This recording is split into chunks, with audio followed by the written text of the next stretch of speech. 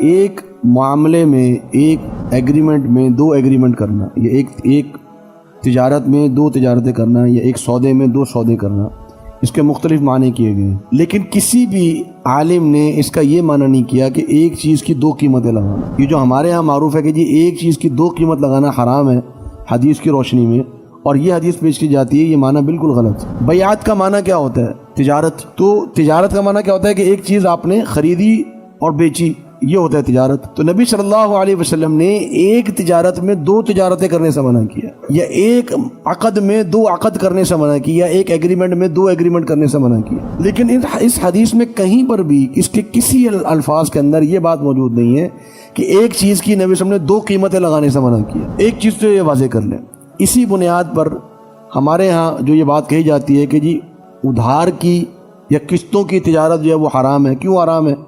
کہ جی نقد میں اور قیمت ہوتی ہے، ادھار میں اور قیمت ہوتی ہے، تو لہذا ایک چیز کی دو قیمتیں لگانا یہ سود ہے، اور اس کو سود بھی کہا جاتا ہے، اس کو حرام بھی کہا جاتا ہے۔ پہلے تو یہ سمجھ لیں کہ یہ سود ہے کہ نہیں۔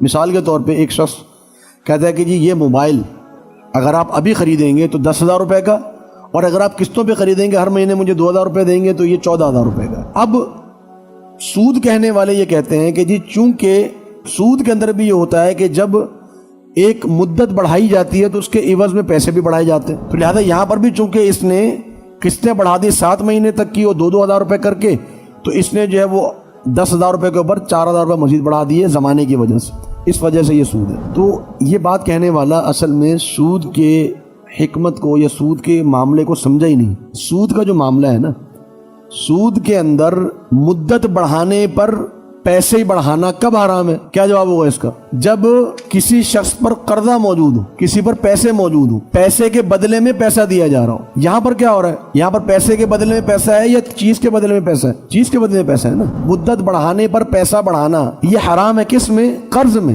تجارت میں نہیں۔ ایک ہے جس کو ہم کہتے ہیں ربا القرض، قرض کا سود، ایک ہے جس کو ہم کہتے ہیں ربا التجارت، تجارت کا سود۔ قرض کا سود کیا ہے کہ میں نے کسی کو کوئی چیز قرضہ دیا، پیسے دیے، یا میں نے اس کو کوئی گندم دے دی، چاول دے دیے، اور جب میں اس سے واپس لے رہا ہوں تو میں نے اس سے زیادہ کا تقاضا کر دیا، یہ سود ہو گیا، یہ قرض کا سود۔ لیکن نقد اور ادھار کی قیمت کا جو فرق ہوتا ہے یہ قرض کے اندر نہیں ہوتا، یہ تجارت کے اندر ہوتا ہے۔ تو سود کا تو دور دور تک اس معاملے سے کوئی واسطہ نہیں ہے۔ جب ایک چیز موٹر سائیکل ہو، گاڑی ہو، گھر ہو، موبائل ہو، لیپ ٹاپ ہو، کوئی بھی چیز ہو، وہ چیز قرض پر دی جا رہی ہوتی ہے یا بیچی جا رہی ہوتی ہے؟ کیا کر رہے ہوتے ہیں ہم؟ بیچ رہے ہوتے ہیں نا۔ تو جب بیچ رہے ہوتے ہیں تو اس کی ہم قیمت لگا رہے ہوتے ہیں یا اس کا ہم قرض کی واپسی طے کر رہے ہوتے ہیں؟ قیمت طے کر رہے ہوتے ہیں نا اس کی۔ تو یہ تو بیچنے کا معاملہ ہے، خرید و فروخت کا معاملہ ہے۔ خرید و فروخت کے معاملے میں اور قرض کے معاملے میں بہت فرق ہے۔ قرض کا معاملہ تجارت کا معاملہ تھوڑی ہے، تجارت کا معاملہ مختلف ہے، قرض کا معاملہ مختلف ہے۔ تو اگر مدت بڑھانے پر کوئی شخص کسی چیز کی قیمت بڑھا دیتا ہے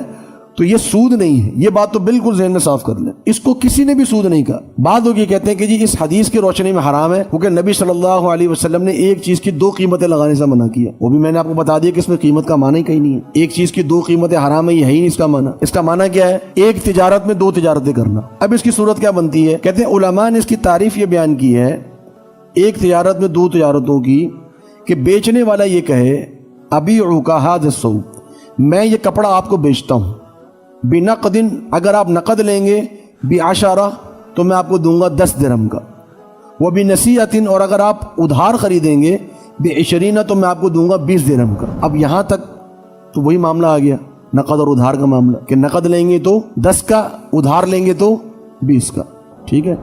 لیکن معاملہ یہاں پر ختم نہیں ہے، معاملہ اصل میں آگے ہے جو امام ترمذی نے بیان کیا۔ کہتے ہیں وَلَا يُفَارِقُهُ عَلَىٰ أَحَدِ الْبَيْعَيْنِ، وہ چیز لے کر چلا جاتا ہے، کپڑا لے کر چلا جاتا ہے، لیکن قیمت طے نہیں کرتا کہ میں نے آپ کو نقد والی قیمت دینی ہے کہ ادھار والی قیمت دینی ہے۔ یہ ہے اصل معاملہ، یہ نہیں کہ قیمت طے کرنا ہی حرام ہے، نہیں، نقد کی قیمت 10، ادھار کی قیمت 20، یہ کہنا حرام نہیں ہے، یہ طے کرنا جائز ہے۔ حرام کیا ہے؟